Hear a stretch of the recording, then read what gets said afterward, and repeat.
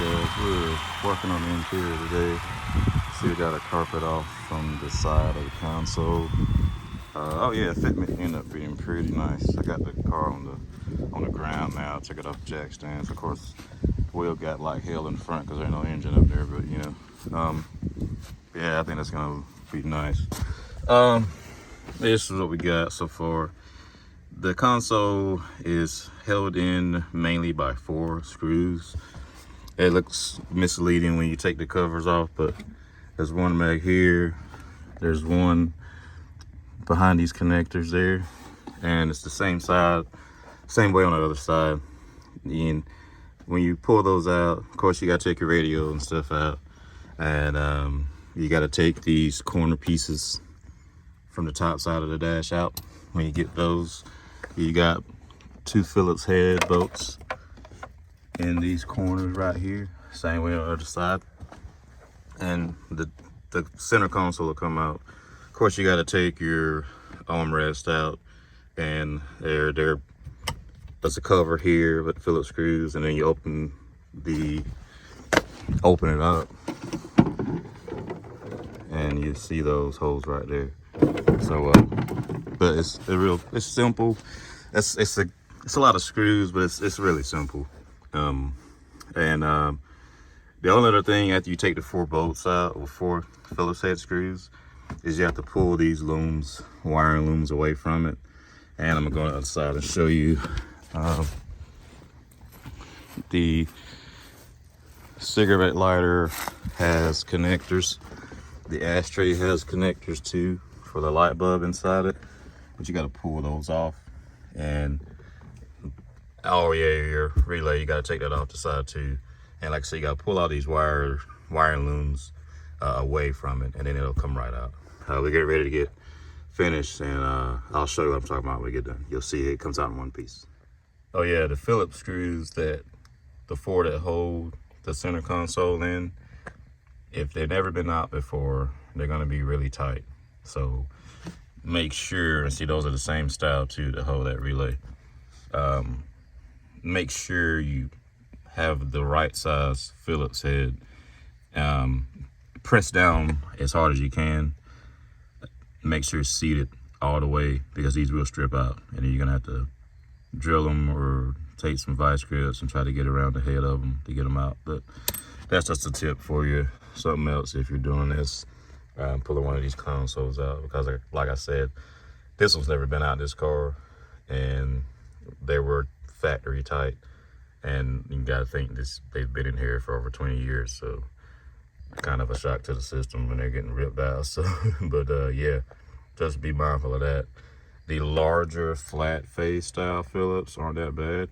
They're not really that tight, but the mounting type Phillips head, yeah, they're gonna be in there really, really snug. So just watch that and don't strip them. All right, guys, there it is. Center console's out. And like I said, your 4 mounting screws and your 4 corner screws up under the dash, and that'll come out for you.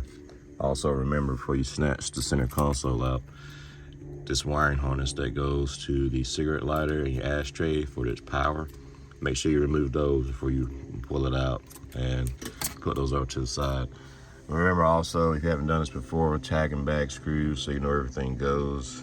This is about the 3rd or 4th time I've done this to one of these cars, so kind of can visually ID everything and know where it's supposed to go. Now, since the center console is out of the way, we can tackle removal of the automatic shifter, and also when the center console is out of the way, you've got access to your ECU and your transmission controller if you have it automatic like this was. But like I said, you know, we're converting over to a 5-speed manual. Next, we're going to be removing the shifter, of course, trans control unit, and this dash. Of course, you can remember how bad my dash looks. It's pretty terrible. They got a fresh one in the building we're going to put in, and of course, gauges going with the CD7 from AEM. It's going to replace all my analog gauges. We're going to go with the Mako gauge bezel to install that. Also really modernize this car and clean the look up some. And of course, you know, we're gonna use the Sim product to paint the headliner and all these cream pieces. GTO Kings is supposed to be working on a rear seat delete I hope he does that, because of course, you know, if you got one of these cars, the rear seat's useless. Maybe little kids can sit in the back, but even then, it's still a tight fit. No adult can sit back here. It's really just for storage, like I'm doing right now with all my parts. But also, I'll give you a look at the wheels. These are 19 by 90.5s. I think I said on the last video with the plus 35mm offset. These are the Avid 1AV20s. Tires, I kind of went back and forth on for a little while.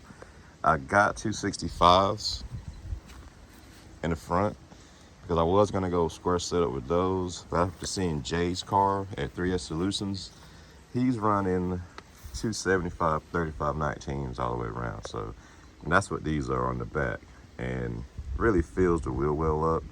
And even when I do the coilovers and lower it down, I'm trying to have about 2 fingers width get in there. I'll still be able to, you know, track the car like that. It'll be low enough. Really nice meaty setup, and that's what we're gonna go with. I'm gonna get these, pull these off and get the other 275s mounted and put on the front too. But for right now, yeah, I'm running staggered. It is what it is. Gonna show you how to modify your automatic transmission plug too, so that you'll be able to use your reverse lights and everything when you get the manual in. And there's a plug on the manual transmission. You're gonna have to do the same thing. I'm gonna show you how to do that too. But yeah, guys, that's it for today. Think I'm gonna go have me a beer, but we're really gonna get in gear and try to get this car a lot of the work done to it. I can get the interior, go ahead and get it knocked out while I'm still waiting on parts for the engine. I got most of them, but still waiting on a few things for the motor. But once I get all that, I'll get that throw back together too. We're gonna be doing some modifications too. We're not gonna do the hydraulic tensioner. We're gonna do solid tensioner, and I'm gonna do a solid tensioner pulley for the belt too. We're not gonna do any of the hydraulic stuff. Gonna be able to set it with the Gates belt, and that way it'll be a little more reliable and not leak down overnight and stuff like that. But I've been Magnus. Catch you next one. Peace.